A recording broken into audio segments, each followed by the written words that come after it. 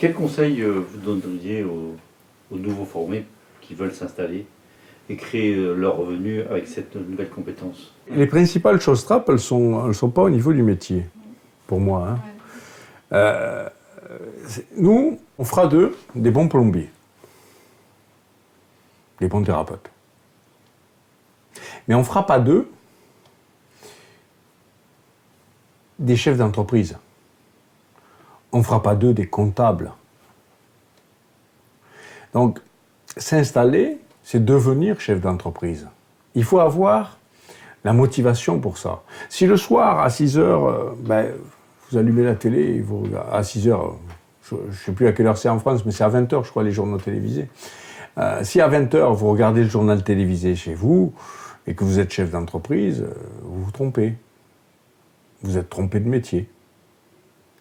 Si à 20 heures, vous êtes devant la télé, les pieds dans les chaussons, vous avez oublié que vous dirigez une entreprise. Même si elle est unipersonnelle, même si c'est vous. Le soir, vous devez être dans les réunions, près de la mairie, dans les réunions associatives, vous devez faire du relationnel et essayer de développer votre activité. Si vous voulez regarder TF1 à ce moment-là, vous pouvez. Hein. Vous n'allez pas aller bien loin. Si vous confondez de notre côté la trésorerie qui rentre, ce que les clients vous donnent comme argent, et votre caisse personnelle, ça ne va pas aller loin non plus. Surtout en France. Donc ça veut dire, un des conseils, c'est devenez compétent dans la discipline et devenez des entrepreneurs. Et devenez des entrepreneurs, parce que si vous voulez vous mettre à votre compte, vous serez un entrepreneur. Okay. Donc il faut avoir cette fibre-là quand même. Mais toutefois, on leur donne des conseils. Et on est en train de mettre en place un module qui les aidera à s'installer. Qui va leur donner, par exemple, allez, je ne devrais pas vous le dire. Un scoop. Attention. On va mettre à disposition de tous les gens formés chez nous un logiciel de gestion de la clientèle, gratuitement. On a développé nos équipes informatiques. Je vous disais qu'on a des sociétés d'informatique aussi. Et on développé un outil de gestion de la clientèle, de prise de rendez-vous, de gestion de la clientèle. Et on va offrir ça dans quelques mois, gratuitement, à tous les gens qui ont été formés chez nous et qui sont installés. Ça, c'est un bon outil d'aide qui leur permettra de suivre tout ça et qui les aidera dans leur installation et dans leur comptabilité un petit peu aussi. Ça ne sera pas un outil comptable, mais ça leur permettra d'avoir une vision claire. On va mettre en place du conseil à l'entrepreneuriat, de l'accompagnement dans le sens, mais pas de l'accompagnement je fais à ta place. Hein. Non, on ne fait pas des assistés. L'entrepreneur, c'est pas quelqu'un qui est un assisté. Forme de coaching, quoi. Voilà, c'est plus du conseil sur quelle forme juridique je dois adopter, comment je dois faire, comment je dois prospecter au départ, quelques éléments de base qu'on va mettre en place. Et puis, de notre côté, après, oui, on va essayer, mais c'est pas Synapse, c'est une autre de nos marques qui va se lancer dans l'entrepreneuriat, oui. Pas que pour les thérapeutes, d'ailleurs. On va élargir le champ à qui, comment j'accède à une certaine autonomie financière. J'ai envie de me placer différemment du côté des clients, en fait, les personnes qui vont voir des hypnothérapeutes, la personne qui va consulter un hypnothérapeute. Pour ces futurs utilisateurs de l'hypnose, quelles sont selon vous les 3 questions les plus importantes à se poser pour choisir l'hypnose plutôt qu'une autre thérapie? Les 3 questions à se poser, c'est en plus. Déjà, il faut être informé et ouvert un petit peu à ce qu'est l'hypnose.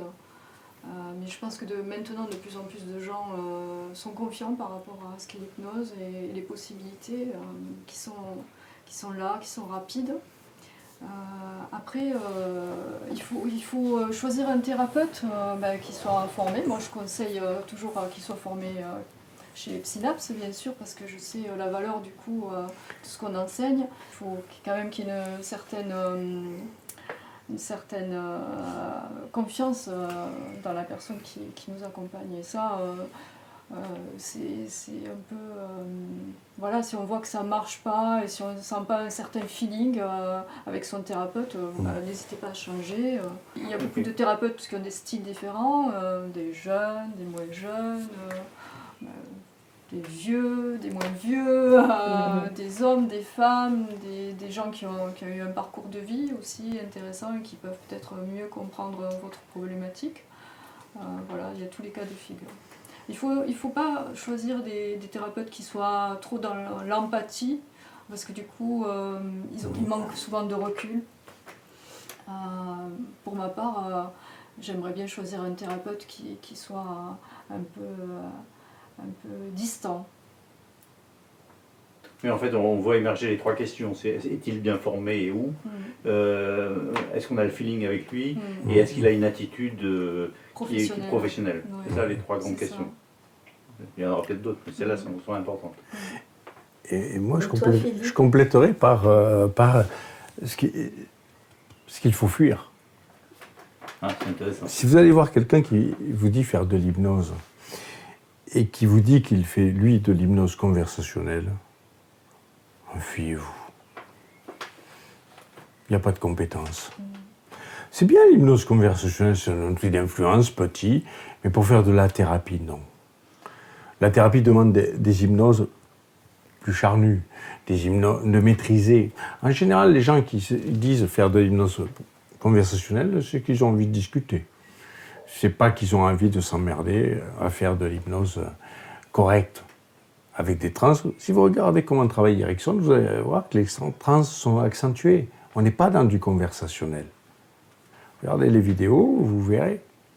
Donc, quelqu'un qui dit de l'hypnose conversationnelle, allez, partez de là, on vous vole votre argent. Puis moi, ce qui me fait peur, c'est les personnes qui se posent la question est-ce que quand je te parle, c'est pas déjà de l'hypnose? Et ça me fait peur parce que du coup, il n'y a pas de maîtrise technique. Les gens qui ne savent pas ce qu'ils font, moi je les fuis comme la peste en fait, tout simplement. On arrive à la fin de cet entretien, on pourrait continuer des heures évidemment. Oui.